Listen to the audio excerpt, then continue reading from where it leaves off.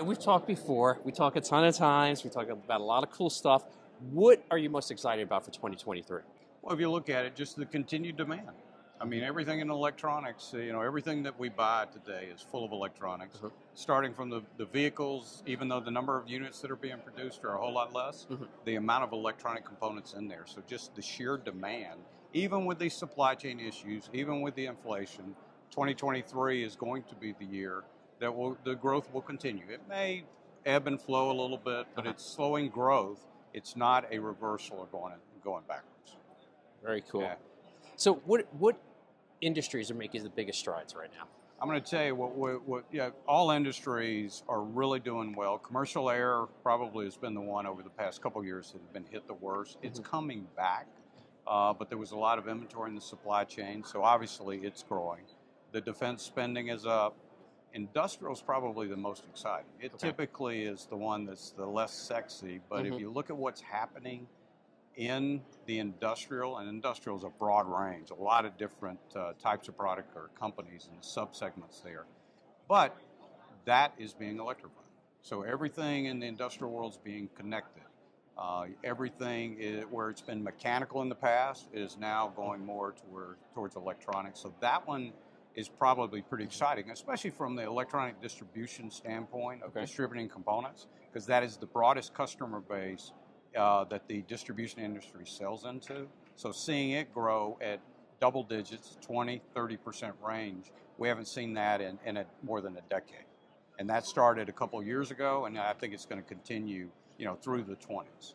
All the other medical, anything health related, be it from our watches or health tracking devices, that's going to continue to grow. I think also some treatment will be introduced slower as it goes through FDA approval. Yeah. So the other question I have is, and this is on everyone's mind, supply chain and shortages. When do you think that's going to ease up? Yeah, if I knew that, I'd be wealthy. No, if you look at it, I've watched the numbers for the past couple of years. Obviously, it has gotten better. You can look at the distributor inventories. You can look at the supplier financial, the publicly traded companies. You can look at how they've reported earnings.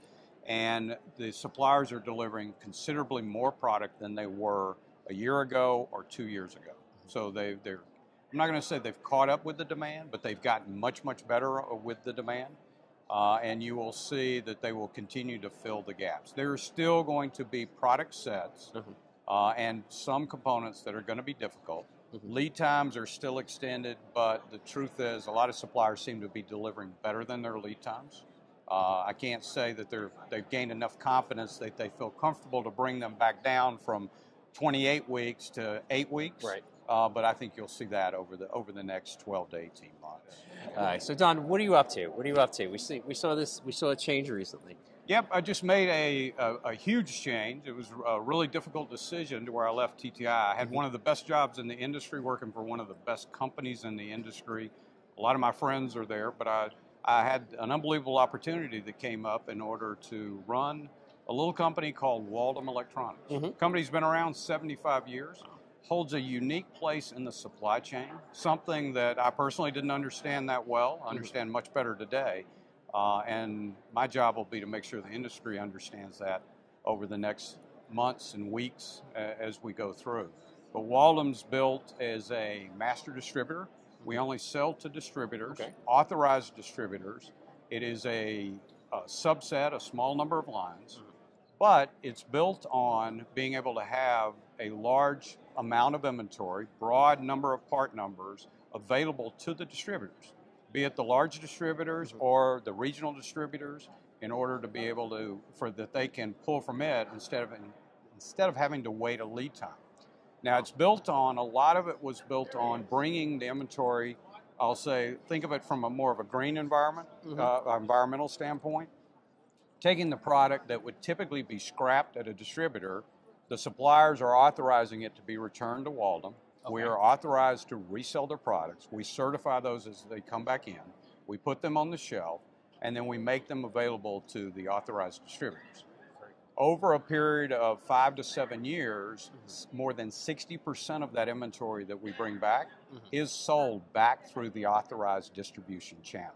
Wow. So think about that. What happens when I ran a distributor, I would end up getting a scrap allowance. I would scrap that inventory. I may write it down and hold on to it and sell some of it, but typically I sold 7 to 10%.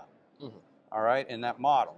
But if you make it available to all of the authorized distributors and you can sell 60% of it, then it becomes a much more environmental friendly model. The business is $225 million, but yet I sit on $350 million worth of inventory.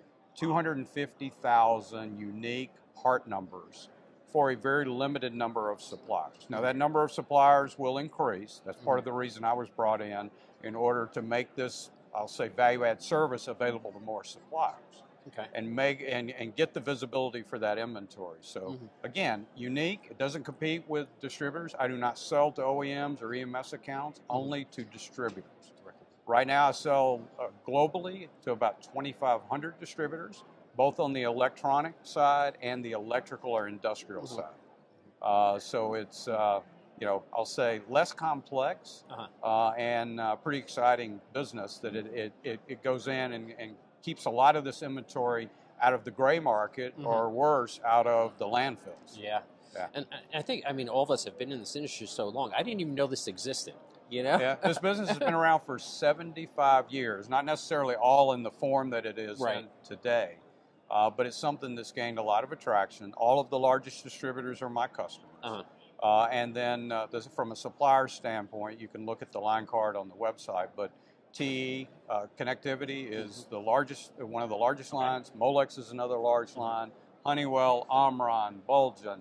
So it's, again, a small subset of the line so far, but you'll see us expanding that. Wow, very cool. Yeah. Thank you, Don, for your time today. I appreciate the opportunity to talk about my new gig. So, thanks.